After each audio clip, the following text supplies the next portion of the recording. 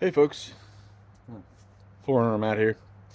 I'm going to make a quick instructional video on how to install the KC dome light mounts that I have for sale on my Etsy marketplace. So I'll just get into it real quick. First thing you want to do is find you a flathead screwdriver. Smallest you can find, the better. These plastic pry tools are really cool to have. The only thing is for this, it's not small enough to get up in there to hit that retaining tab. So on one side, you have a flat end, and on the other side, you should have a little indention. They should both be on the side towards the on. So first thing you want to do is look up in there for that little indention. You'll find a little tail end of a metal retaining clip. You push that in, and it comes right out. Next thing you do is you push this little clip out, pull out your wire harness, and set this to the side. You won't need it. You also won't need factory wire harness. The gauge is too small, I would say, to power the KC Cyclone. The amperage is too high. I wouldn't chance it. It's going to overdraw it, and you could potentially have a fire, catastrophic failure, and you definitely don't want that, especially out on the campsite. Next thing you want to do is find this bezel on the inside. Try that out. Pretty simple, easy peasy. Set it to the side. These handles, you gotta take that out. It's a 10 millimeter. And on these handles, I'm actually going to make some paracord ones in different colors. I'll have those for sale on the marketplace soon, so be on the lookout for those. The 10 millimeter, take that out, set it to the side. So I went ahead and removed the other side out. So we've got both of these lights out, this out. Holding this panel on are little white retainer clips. I will say they do tend to break. You can pick some up on Amazon. I'll try to put a link to them in the description below. But take you a pry tool and just work your way around.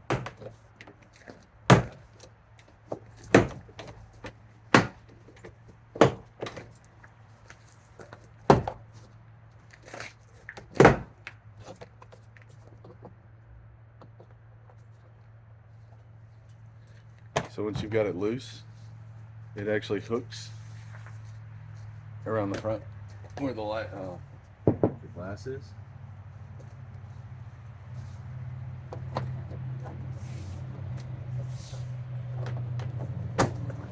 You just shimmy it off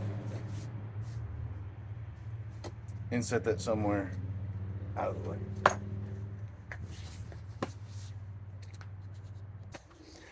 So now for running your wires, the best way to route your wires into here is through this guy, and it's a little clip.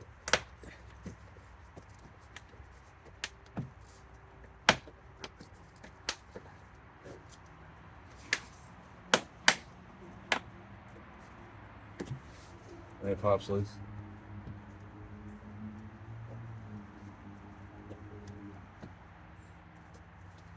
And up here.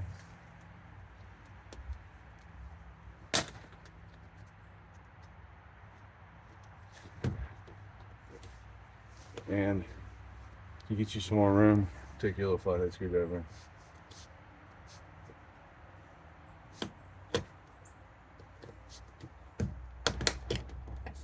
And you can pop that loose. Easy peasy. So in here, you just simply pop this off to gain access up into here. This will simply pull down, or if you really want to try it, you can just try pushing a wire down through this panel to give you access behind the tail light. It's the same white retaining clips for both this and this. Like I said, you can pick these up on Amazon really cheap. Go ahead and get you a bunch of them. They're used all over the vehicle.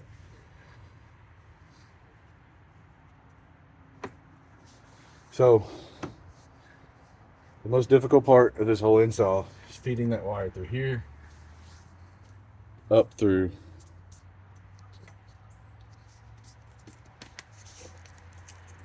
there. So it'll come in through here, you'll feed it up through here, and you'll come in through here. I highly suggest taking these bolts out, pulling the speaker assembly down so you can feed your wire through, and it'll pop out through here, and then you can wire it. I've already got mine pushed through, so I've got an access to power wire here, and it's just straightforward from there, basic wiring. Make sure you use the proper rated fuse closest to your power source.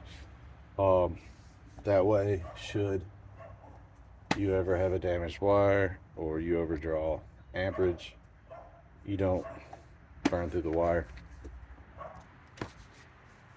Okay, so lay you something down, like an old towel, blanket or something, to keep from damaging the back side of the front side of your panel.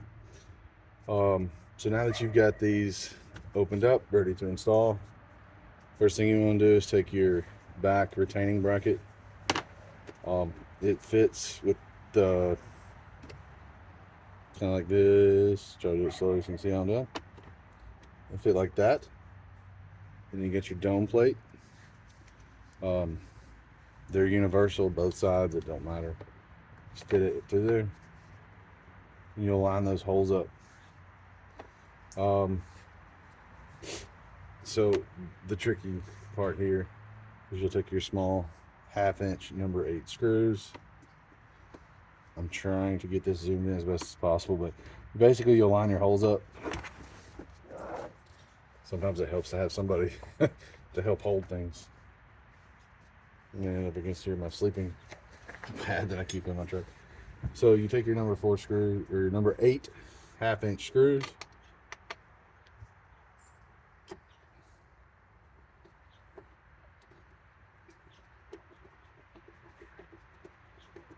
Screw them down. Do be careful, don't over tighten these. It will strip out, damage the plastic.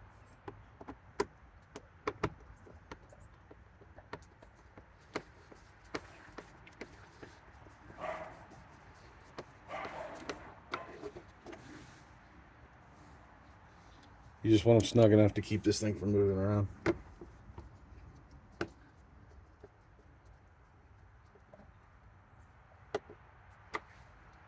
You do want to be careful not to bump the bracket.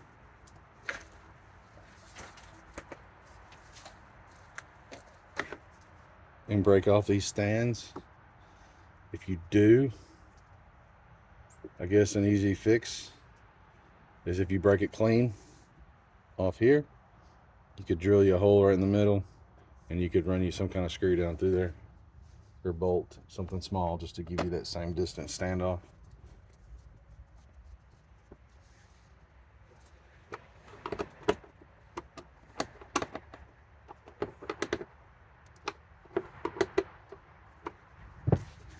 See, I guess I probably should have had that in camera view. So once you get your 4 screws in, make sure it's snug, doesn't move around. You do the same on the other side.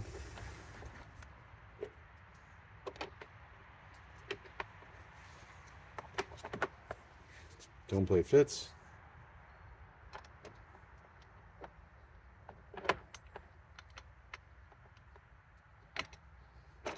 Screw.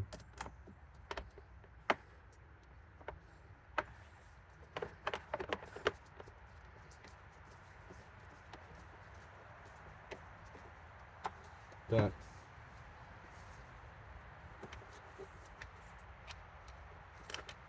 These are stainless steel screws. They should last quite a while. I didn't go with black painted screws, just due to the simple fact that it seems like every time I try to use them, the screwdriver scratches some of the paint off and the silver shows it. And that just looks, I think it looks like garbage. You're welcome to change your screws out to the black screws, especially for your dome plate if you want. I mean for the bezel. I do use number 8 screws. They're provided. The only difference is for this right here, they're 1/2 inch. The other ones, I believe, are 3/4.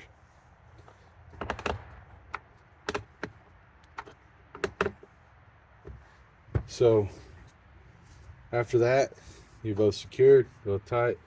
You're ready to install the panel back up through there. You do all the wiring. As long as you have a loose cable for your wires, you can move from there. Okay, so now we're gonna put this back up. It can be somewhat tricky. First thing you do is make sure all your clips are in good standing order. Looks like I did a good job on these. Make sure your wire harnesses or your wire hookups are accessible close to where you want to pull them through. You hook this backside up against in that glass area, and then just start lining up your push pins,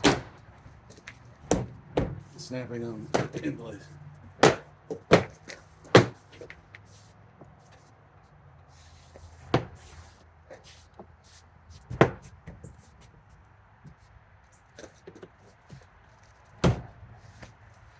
Not so bad. Put these back in place.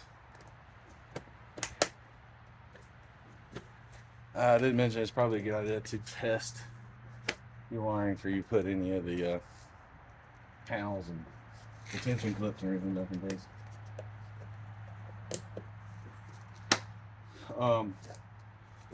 If you want to see some more videos on this, I believe there's another company that makes a camera relocation mount that talks about this area up here quite extensively. I did go through here because it's more of a route here, straight shot wiring. Okay, so you would pull your wiring through here, and then you would be ready to put your bezels up. I'm going to go grab my bezel. Okay, so for the next part, you need your bezel, your light, your 1/4 by 20 threaded bolt, nylock nut, small washer, bigger washer. Sometimes I'm including just 2 small washers. The washers don't matter. I just think I'm going to start putting the bigger washer with these. So on the back side, you have a bigger hole, front side, same hole. Take your light, clip the ends. I don't like the factory things. It'll sit down in there. Take your bolt, put your washer on it, put it down through there, big washer, and start your nut like that. Allen wrench,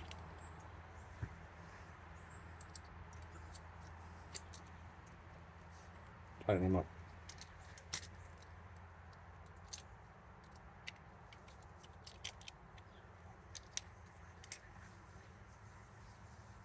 On this, you don't want to go overly tight. There's no torque spec. Basically, all you're wanting to do is snug that light goes on tight. So the backside, you've got 2 holes. You can run your wires through either one. It didn't matter. It's your preference. Then you get your vents to allow it to vent. There is a slight standoff inside. I highly recommend don't run these for extended periods of time. The filament that's used to print these is ASA. It can withstand pretty hot temperatures. These do get hot depending on how much voltage is pushed through them. I hooked one up to, I believe it was a 24-volt drill battery, lithium ion, just to see how long it could run that much voltage. It did get this quite a hot, but it did last. It's slight deformation in the plastic. You shouldn't have a fire hazard unless you're running it for hours at a time with high voltage. 12 volts, you should be fine. Still, just keep an eye on them while you're running them. This one is the just a simple bolt application. You'll need to put you a switch somewhere within the vehicle that you can access. One place I do recommend you could put a switch is this panel here. It easily pops out and you can put a switch. I'm also looking at making a switch to go here. So you would install this, you'd have your wires run through and you could put a switch there. There's another video on my YouTube page that actually shows how you can modify the light. There's a V1, this is the first edition. You can actually modify the light to put a 12mm switch. The only downside to this is on the new V2s, you have a smaller hole. So it's hard to access, but on the V1s it works great.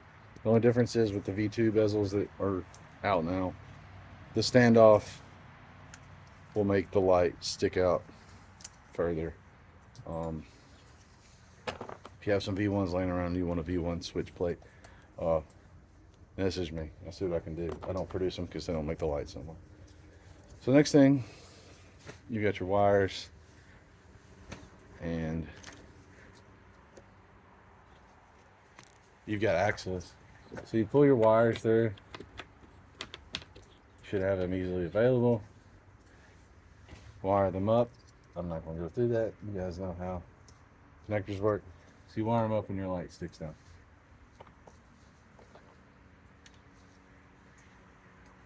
Included with the pack are the screws. These are the longer screws. Run them through. You got your wires, line up your holes, and tighten it down.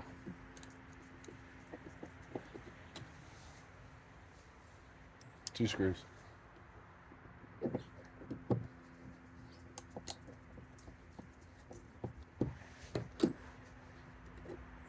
And wham bam.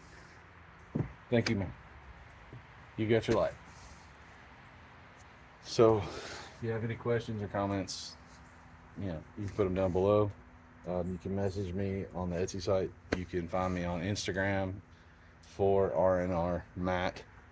Give me a follow, give me a like, subscribe. I plan on having many projects coming out soon. Told you about one already that I'm working on, and a few other ones. Some I'm really super stoked about. These things are really fun to make. It took a lot of time engineering these to fit in the light output is amazing, especially if you guys camp and use your rear hatch. So thank you for watching. Hopefully you get the product. Send me some pictures. I'd love to see usage of these out on the trail at your campsite. All right, thank you.